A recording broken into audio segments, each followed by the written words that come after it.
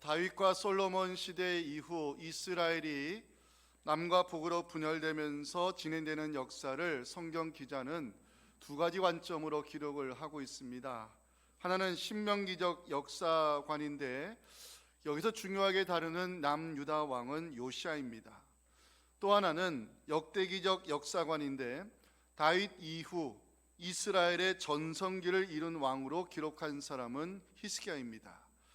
히스기야가 유다의 왕이 되었을 때 상황은 최악이었습니다. 히스기야의 아버지 아하스는 남유다를 망가뜨리는 왕으로 평가를 받고 있는데 아하스 시대에 일어난 악한 행적에 대하여 성경 기자는 역대하 28장 22절부터 기록을 해놓고 있습니다. 이 아하스 왕이 곤고할 때에 더욱 여호와께 범죄하여 자기를 친 다메섹 신들에게 제사하여 이르되 아람 왕들의 신들이 그들을 도왔으니 나도 그 신에게 제사하여 나를 돕게 하리라 하였으나 그 신이 아하스와 온 이스라엘을 망하게 하였더라. 아하스가 하나님의 전의 기구들을 모아 하나님의 전의 기구들을 부수고 또 여호와의 전 문들을 닫고 예루살렘 구성마다 제단을 쌓고 유다 각 성읍에 산당을 세워 다른 신에게 분향하여 그의 조상들의 하나님 여호와를 진노하게 하였더라. 아하스의 악정으로 성전의 기구들은 다 부서졌고 성전의 문들은 폐쇄되었으며 예루살렘 거리마다 우상의 제단이 세워지면서 하나님의 진노를 불러왔습니다. 히스기야는 북이스라엘이 아수르에 망한 지 7년쯤 지났을 때 유다의 왕이 된 사람으로 정치적으로 혼란스러운 시기였습니다. 종교적으로 정치적으로 최악의 상황에 그 시대의 지도자의 자리에 오른 히스기야, 그는 왕이 된 원년에 세 가지 사항을 국가 정책으로 추진하게 됩니다. 첫 번째는 성전 정화 작업이었습니다. 아하스가 다메섹 신들을 섬기기로 작정하면서 성전의 기구들을 부숴버렸고 문들이 폐쇄되었지만 히스기야는 왕이 되자마자 성전 정화 작업을 추진하면서 종교 개혁을 단행했습니다. 그 장면이 역대하 29장 3절부터 나옵니다. 첫째 해 첫째 달에 여호와의 전 문들을 열고 수리하고 제사장들과 레위 사람들을 동쪽 광장에 모으고 그들에게 이르되 레위 사람들아 내 말을 들으라. 이제 너희는 성결하게 하고 또 너희 조상들의 하나님 여호와의 전을 성결하게 하여 그 더러운 것을 성소에서 없애라. 히스기야가 추진했던 두 번째 정책은 국가적인 속죄제 제사를 드리는 이였습니다. 히스기야가 지도자급에 있는 사람들과 함께 성전에 올라가 속죄 제사를 드리는 장면이 역대하 29장 20절 21절에 기록이 되어 있습니다. 히스기야 왕이 일찍 일어나 성읍의 귀인들을 모아 여호와의 전에 올라가서 수송아지 7마리와 순양 7마리와 어린 양 7마리와 숫염소 7마리를 끌어다가 나라와 성소와 유다를 위하여 속죄 제물로 삼고 아론의 자손 제사장들을 명령하여 여호와의 제단에 드리게 했습니다. 히스기야가 국가적인 속죄 제사를 드리는 이유는 아하스 시대의 우상 숭배로 더럽혀진 땅을 정결하게 하기 위함이었습니다. 히스기야가 추진했던 세 번째 종교 개혁, 찬양대 조직을 통한 성전 제사의 회복이었습니다. 히스기야는 레위 사람들을 불러 찬양대를 조직했고 온 회중이 하나님께 경배를 드리며 예배가 살아나는 장면이 역대하 29장 27절부터 볼 수 있습니다. 히스기야가 명령하여 번제를 제단에 드릴세 번제 드리기를 시작하는 동시에 여호와의 시로 노래하고 나팔을 불며 이스라엘 왕 다윗의 악기를 울리고 온 회중이 경배하며 노래한 자들은 노래하고 나팔 부는 자들은 나팔을 불어 번제를 마치기까지 이르니라. 아멘. 오늘 살펴볼 본문 히스기야가 편지를 보내는 장면으로 시작하고 있습니다. 히스기야는 누구에게 편지를 보내는 것이고 왜 보내는가, 그 이유가 1절에 나오는데 이 말씀은 함께 읽겠습니다. 시작. 히스기야가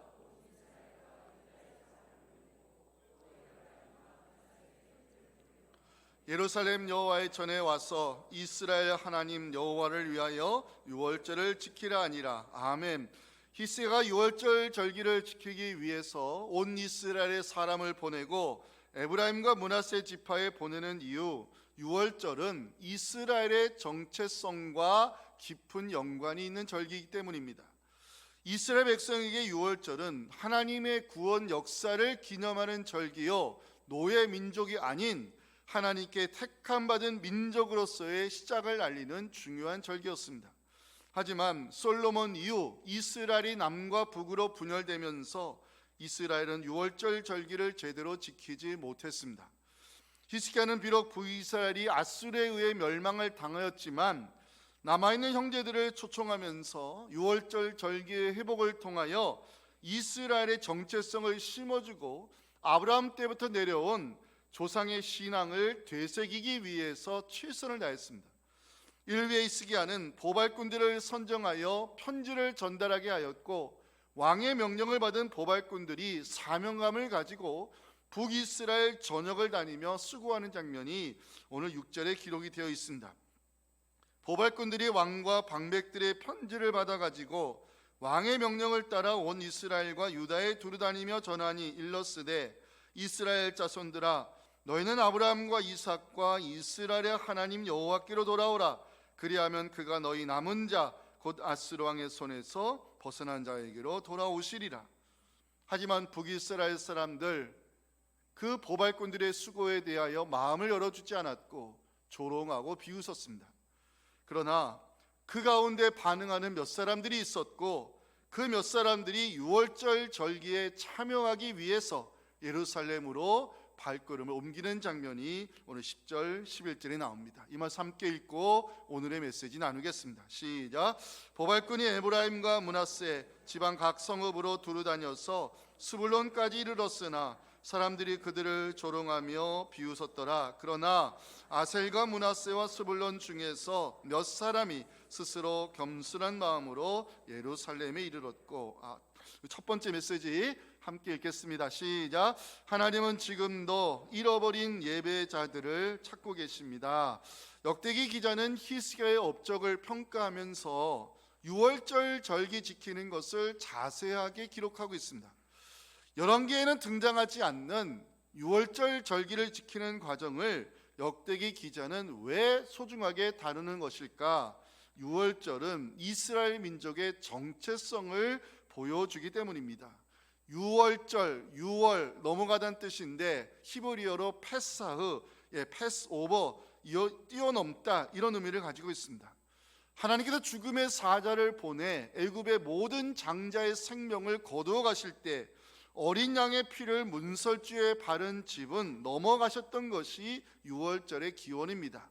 출애굽기 12장 23절부터 보면 유월절 규례에 대한 하나님의 말씀이 기록이 되어 있습니다. 여호와께서 애굽 사람들에게 재앙을 내리려고 지나가실 때에 문 인방과 좌우 문설주의 피를 보시면 여호와께서 그 문을 넘으시고, 이게 패싸움입니다, 멸하는 자에게 너희 집에 들어가서 너희를 치지 못하게 하실 것임이니라. 너희는 이를 규례로 삼아 너희와 너희 자손이 영원히 지킬 것이니 너희는 여호와께서 허락하신 대로 너희에게 주시는 땅에 이를 때에 이 예식을 지키라고 율법은 명령하고 있습니다. 이스라엘 백성에게 유월절은 하나님의 구원을 기념하는 날이요, 선택받은 민족의 정체성을 보여주는 소중한 절기입니다. 하지만 솔로몬 이후 남북으로 분열되면서 이스라엘 민족은 유월절 절기를 제대로 지키지 못해왔습니다. 역사를 짚어보면 북이스라엘은 200년 넘게 하나님을 등지고 우상을 숭배했습니다. 하나님의 경고를 무시하고 고집을 부리다가 북이스라엘은 결국 아수르에 의해 주전 722년에 무너졌습니다. 아수르는 북이스라엘 사람들을 포로로 끌고 갔고 혼혈 정책을 강요했습니다. 피를 섞음으로 민족의 정체성을 말살하기 위함이었습니다. 히스기야는 그 북이스라엘이 망한 지 7년이 지났을 때 유다의 왕이 된 사람입니다. 북이스라엘 사람들은 포로로 끌려갔고 혼혈 정책으로 정체성에 혼란이 일어나는 상황에서 히스기야는 북이스라엘 형제들에게 편지를 보내기로 결심을 하게 됩니다. 1절 보시면 히스기야가 온 이스라엘과 유다에 사람을 보내고 또 에브라임과 므낫세에 편지를 보내어 예루살렘 여호와의 전에 와서 이스라엘 하나님 여호와를 위하여 유월절을 지키라고 초청 편지를 보내었습니다. 에브라임과 므낫세는 북이스라엘 대표하는 지파인데 두 지파에 편지를 보냈다는 것은 북이스라엘 사람들 전체에 서신을 보냈다는 의미로 해석할 수 있습니다. 히스기야가 북이스라엘 사람들에게 편지를 보낸 이유가 무엇인가? 유월절 제사에 초청하기 위해서였습니다. 히스기야가 북이스라엘 형제들을 얼마나 예배의 자리로 초청하고 싶어 했는지 여러 구절에서 찾아볼 수 있습니다. 히스기야는 북이스라엘 사람들을 초청하면서 그 편지에 이스라엘 하나님이라는 표현을 쓰고 있습니다. 1절 마지막 보시면 이스라엘 하나님 여호와를 위하여 유월절을 지키라. 200년 넘게 분열된 상태로 역사는 흘러왔지만 원래 우리는 이스라엘 민족이며 조상 때부터 하나님을 섬기는 백성이었음을 히스기야는 상기시키고 있습니다. 북이스라엘 형제들을 유월절 절기에 참여시키는 노력은 좋았지만 그 과정에서 두 가지 문제가 생겼습니다. 2절과 3절 보시면 왕이 방백들과 예루살렘 온회중과 더불어 의논하고 둘째 달에 유월절을 지키려 하였으니 이는 성결하게 한 제사장들이 부족하고 백성도 예루살렘에 모이지 못하였으므로 그 정한 때에 지킬 수 없었습니다. 율법에 의하면 유월절은 원래 1월 14일 첫째 달 14일에 지키도록 규정하고 있습니다. 하지만 아하스 시대의 악정으로 성전의 기구가 다 부서지고 문들이 폐쇄되면서 제사장들이 직분을 잃어버리게 되었습니다. 아하스가 왕으로 있던 16년 동안 제사장 위임식은 단 한 번도 열리지 않았습니다. 히스기야가 유월절 절기를 지키려 했을 때 그 제물을 잡아야 될 제사장의 수가 당연히 부족했고 제사장들도 성결의 준비가 되지 못한 상태였습니다. 3절 보시면 성결하라는 단어가 나오는데 히브리어로 카다시, 자신을 분리하여 거룩한 용도로 헌신하다, 바치다 이런 의미입니다.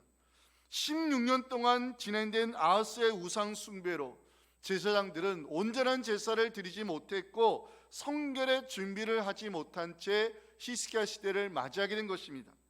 또 하나의 문제, 히스기야가 유월절 지키려 했을 때 3절 마지막에 보면 백성이 예루살렘에 모이지 못했다는 기록이 있습니다. 여기서의 백성은 북이스라엘 형제들을 가리키는 표현입니다. 북이스라엘 200년 넘게 남유다와 갈등의 역사를 만들어온 사람들입니다. 북이스라엘 이미 아수르의 망한 나라였습니다. 북이스라엘 아수르의 혼혈 정책으로 민족의 정체성을 잃어가고 있었습니다. 북이스라엘 사람들이 히스기야의 제안에 쉽게 마음을 열어주지 않은 것은 당연한 결과였습니다. 하지만 히스기야는 그런 북이스라엘 형제들을 절기에 참여시키고자 편지를 보냈고 유월절 제사를 한 달 뒤로 연기하는 결심까지 성경은 보여주고 있습니다. 히스기야에게 북이스라엘은 이미 정치적으로 망한 나라입니다. 아스르에 짓밟히고 이방 땅에 포로로 끌려간 사람들이었고 북이스라엘 땅에는 남아있는 소수의 사람들만 있을 뿐이었습니다. 그런데 왜 히스기야는 이처럼 북이스라엘 형제들을 유월절 절기에 참여시키려 하는가? 히스기야에게 북이스라엘 사람들은 잃어버린 예배자들이었습니다. 유월절 절기를 통해서 구원의 감격을 회복해야 될 사람들, 유월절 제사에 참여함으로 예배드림의 기쁨을 다시 찾아야 될 사람들, 히스기야는 북이스라엘 사람들을 잃어버린 예배자로 보면서 하나님 앞에 예배자로 세우는데 최선을 다하고 있습니다. 사랑하는 성도 여러분, 잃어버린 예배자를 찾는 것, 이것이 하나님의 마음이고 우리에게 주어진 책임임을 잊지 않았으면 좋겠습니다. 우리 주변을 둘러보시면 아직도 예배의 자리에 나오지 못하는 분들이 많습니다. 교회는 성도들을 하나님 앞에 신실한 예배자로 세워야 될 거룩한 사명이 있습니다. 역대기 기자는 히스기야의 업적을 기록하면서 성전 정화 작업, 국가적인 속죄제의 제사, 찬양대 조직을 통한 성전 기능의 회복을 다루고 있지만 히스기야가 북이스라엘 사람들에게 편지를 보내 유월절 절기에 참여시키는 과정을 자세하게 다루고 있습니다. 히스기야에게 북이스라엘 형제들은 신앙의 피를 나눈 사람들이었습니다. 히스기야에게 북이스라엘 사람들은 정치적으로 망한 사람들이 아니라 구원의 감격을 회복해야 될 사람들, 예배드림의 기쁨을 다시 찾아야 될 잃어버린 예배자들이었습니다. 히스기야가 잃어버린 예배자를 찾기 위해 최선을 다하는 이유, 이것이 하나님의 마음임을 알았기 때문입니다. 이제 여러분들 5절 마지막을 주목해 주시면 좋겠습니다. 오랫동안 지키지 못하였음이더라. 우리 주변에는 오랫동안 하나님과 멀어진 자녀들이 있습니다. 우리 주변에는 오랫동안 예배 자리를 지키지 못하는 사람들이 있습니다. 잃어버린 예배자를 찾는 것, 이것이 우리를 향한 하나님의 마음이라고 성경은 대언하고 있습니다. 예배자 한 사람을 찾기 위해 사마리아로 들어가 우물가의 여인을 만났던 예수님을 생각하셨으면 좋겠습니다. 하나님은 지금도 잃어버린 예배자를 찾는다는 사실, 요한복음 4장 23절은 말씀하고 있습니다. 함께 읽겠습니다. 아버지께 참되게 예배하는 자들은 영과 진리로 예배할 때가 오나니 곧 이때라. 아버지께서는 자기에게 이렇게 예배하는 자들을 찾으시느니라. 아멘. 우리 주변을 돌아보기 원합니다. 예배자를 찾으시는 하나님의 마음을 품고 그들에게 다가가 예배 자리로 나올 수 있도록 징검다리 역할을 해주시는 여러분들의 수고를 통해서 잃어버린 예배자들이 구원의 감격을 회복하고 예배드림의 기쁨을 다시 찾아갈 수 있기를 주님의 이름으로 축원합니다. 마지막 메시지 함께 읽어보겠습니다. 시작. 잃어버린 예배자를 찾기 위해서는 보발권의 수고 감당해야 합니다. 히스기야가 북이스라엘 형제들을 유월절 절기에 참여시키기 위해 보낸 사람들이 있었습니다. 보발꾼들입니다. 6절 말씀은 우리에게 주시는 사명의 말씀으로 함께 읽었으면 좋겠습니다. 시작. 보발꾼들이 왕과 방백들의 편지를 받아가지고 왕의 명령을 따라 온 이스라엘과 유다에 두루다니며 전하니 일렀으되 이스라엘 자손들아 너희는 아브라함과 이삭과 이스라엘의 하나님 여호와께로 돌아오라. 그리하면 그가 너희 남은 자 곧 아수르 왕의 손에서 벗어난 자에게로 돌아오시리라. 아멘. 보발꾼, 히브리어로 달리는 사람들을 말합니다. 보발꾼들, 왕의 편지를 받아가지고 잃어버린 예배자들이 있는 북이스라엘에 달려갔습니다. 보발꾼들은 왕의 편지를 전하는 특사였고 하나님의 말씀을 대언하는 사람들이었습니다. 보발꾼들이 외친 것은 히스기야의 마음이 담긴 설교였고 잃어버린 예배자들을 찾으시는 하나님의 마음이 담긴 말씀이었습니다. 중요한 것은요, 보발꾼들이 6절을 보시면 북이스라엘 사람들 향해서 이스라엘 자손들아 이렇게 부르고 있다는 것이 중요합니다. 이스라엘, 야곱이 하나님께 받은 새 이름입니다. 이스라엘, 민족의 정체성을 알려주는 이름입니다. 이스라엘, 조상 때부터 물려받은 신앙을 상기시키는 은혜로운 이름이었습니다. 북이스라엘 사람들, 비록 아수르에 의해 망하였지만 당신들은 여전히 하나님의 백성임을 알려주기 위해서 보발꾼들은 이스라엘 자손들아 이렇게 부르며 왕의 편지를 전하는데 전역을 달려가고 있습니다. 보발꾼들이 전한 메시지의 핵심을 살펴보면 한 가지였습니다. 하나님께로 돌아오라는 것이었습니다. 돌아오라, 여기에 히브리어 슈브가 들어가 있는데 회개를 명령하는 단어입니다. 회개하는 마음으로 하나님께 돌아가면 너희들이 아수르 왕의 손에서 벗어나 살게 될 것을 보발꾼들은 외쳤습니다. 북이스라엘 사람들이 돌아가야 하는 이유, 회개하는 마음으로 돌아가면 하나님께서 진노를 거두시고 약속의 땅으로 다시 돌아오게 할 것이며 하나님께서 그 얼굴을 다시는 돌이키지 아니할 것을 성경은 8절과 9절에서 약속하고 있습니다. 그런데 너희 조상들 같이 목을 곧게 하지 말고 여호와께 돌아와 영원히 거룩하게 하신 전에 들어가서 너희 하나님 여호와를 섬겨 그의 진노가 너희에게서 떠나게 하라. 너희가 만일 여호와께 돌아오면 너희 형제들과 너희 자녀가 사로잡은 자들에게서 자비를 입어 다시 이 땅으로 돌아오리라. 너희 하나님 여호와는 은혜로우시고 자비하신지라. 너희가 그에게로 돌아오면 그의 얼굴을 너희께서 돌이키지 아니하시리라 성경은 말씀합니다. 여호와의 얼굴, 성경에서는 두 가지 양면성을 가지고 있습니다. 구약에서 하나님의 얼굴은 은혜, 보호, 평강, 축복을 의미합니다. 아론의 축복 기도문을 알려진 민수기 6장을 보면 여호와의 얼굴이 비추는 곳에 은혜와 평강의 축복이 임한다고 성경은 말씀합니다. 함께 읽어봅니다. 시작. 여호와는 그 얼굴을 내게 비추사 은혜 베푸시기를 원하며 여호와는 그 얼굴을 내게로 향하여 드사 평강 주시기를 원하노라 할지니라 하라. 아멘. 이 말씀에 의지하여 선포합니다. 하나님께서 당신의 얼굴을 여러분들의 가정과 우리 자녀들의 앞길 삶의 자리에 비추어 주심으로 은혜와 평강의 축복이 임하여 하나님께 감사드리는 우리 모두가 될 수 있기를 주님의 이름으로 축복합니다. 주의할 것이 있습니다. 반대의 경우도 있다는 것입니다. 여호와가 얼굴을 숨기시면 그 자리에는 은혜와 평강이 사라지고 재앙과 환난이 임한다는 사실, 신명기 31장 17절은 가르치고 있습니다.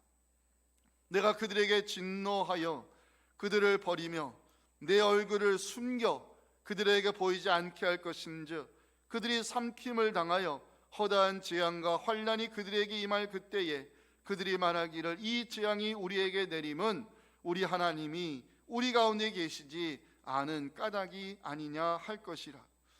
보발꾼들이 북이스라엘 전역을 다니며 왕의 편지를 전달하고 여호와께로 돌아오라, 유월절 절기에 참여하라 외쳤을 때 사람들은 어떻게 반응했을까요? 10절 보시면 보발꾼이 에브라임과 므낫세 지방 각 성읍으로 두루다녀서 스불론까지 이르렀으나 사람들이 그들을 조롱하며 비웃었습니다. 보발꾼들은 히스기야가 보낸 특사들이었습니다. 왕의 편지를 전달하는 사람들이었고 히스기야의 설교를 대언하는 사람들이었고 하나님의 말씀을 선포하는 사람들이었습니다. 하지만 북이스라엘 사람들 쉽게 마음을 열어주지 않았습니다.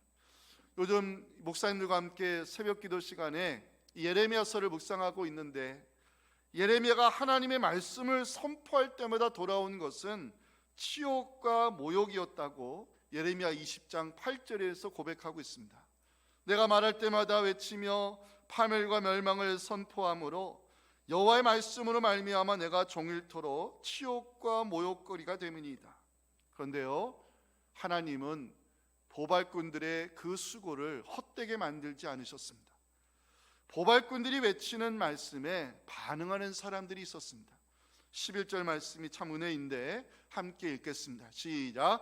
그러나 아셀과 므낫세와 스불론 중에서 몇 사람이 스스로 겸손한 마음으로 예루살렘에 이르렀고, 그러나 이 단어를 묵상하면서 하나님은 사람들의 예상을 뒤집는 반전의 역사를 만든다는 사실을 알게 되었습니다. 몇 사람이 이 단어를 묵상하면서 하나님은 그 거룩한 수고를 결코 헛되게 만드는 분이 아니라는 진리를 배우게 되었습니다.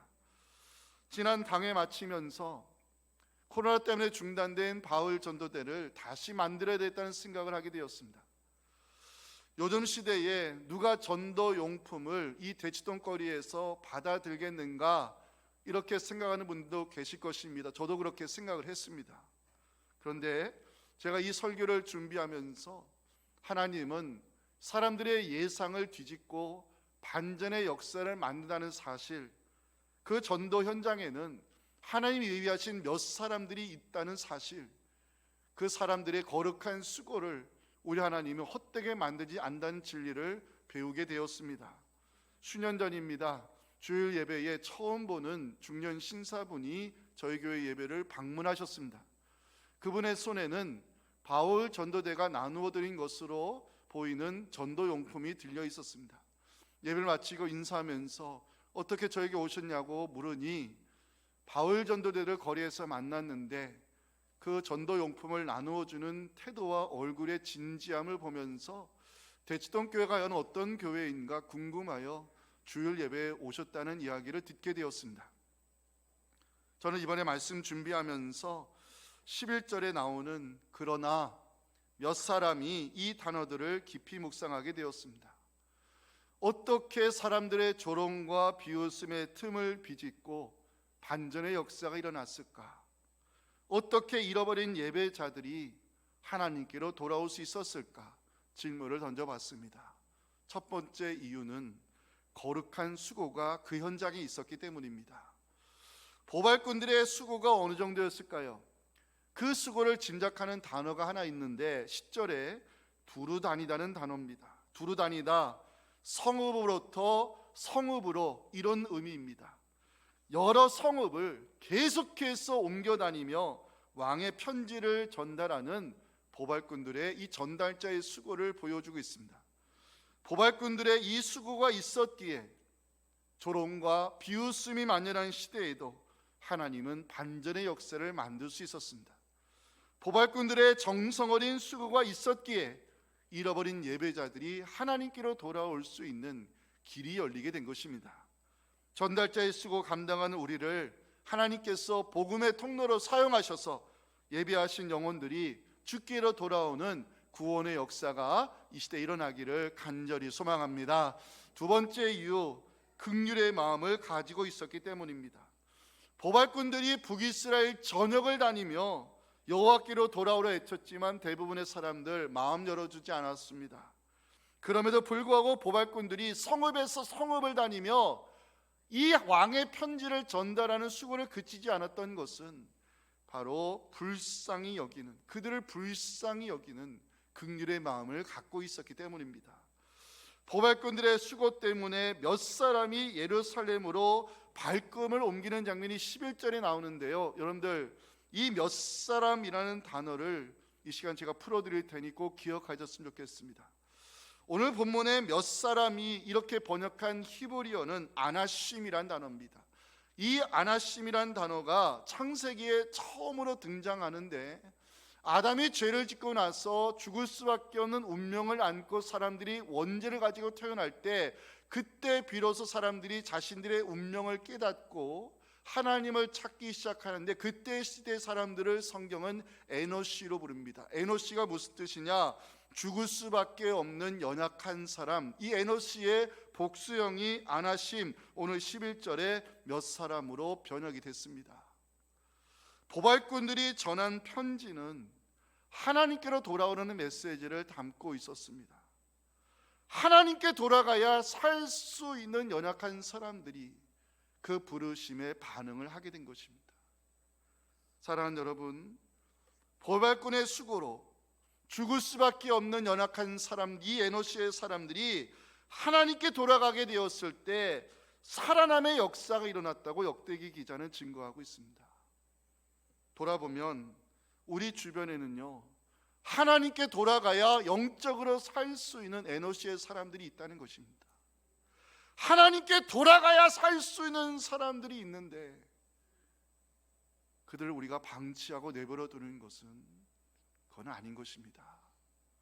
하나님께 돌아가야 살 수 있는 이 에노시의 사람들, 우리가 그들을 예배의 자리로 인도해야 될 거룩한 책임이 있음을 기억하시고, 우리가 이 보발꾼들의 수고를 감당함으로 하나님께 돌아가 살아야 될 에노시의 사람들이 하나님을 다시 만나 구원의 감격을 회복하고 예배드림의 기쁨을 다시 되찾는 이 회복의 역사가 우리 시대에 일어나기를 주님의 이름으로 축원합니다.